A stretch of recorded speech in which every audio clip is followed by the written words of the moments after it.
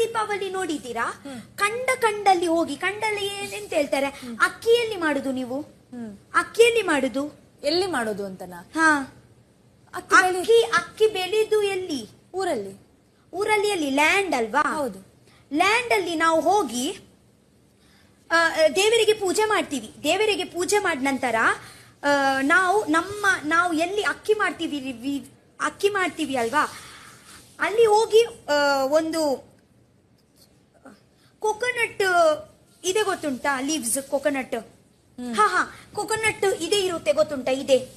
ಇದೆ ಫೈರ್ ಹಾಕಿ ನಾವು ಸ್ವಲ್ಪ ಲ್ಯಾಂಡ್ ಅಲ್ಲಿ ಬಜಿಲಿಡ್ತೀವಿ, ಸ್ವಲ್ಪ ತಿನ್ಲಿಕ್ಕೆ ಒಂದು ಬಜಿಲಿಡ್ತೀವಿ. ಎಂತ ಪ್ರಸಾದ ಇಡ್ತೀವಿ. ಮತ್ತೆ ಅದೇ ತೂ ಅಂದ್ರೆ ಫೈರ್ ಮತ್ತೆ ಈಗ ಮಾಡ್ತೀವಿ. ಅರ್ಥ ಆಯ್ತಾ?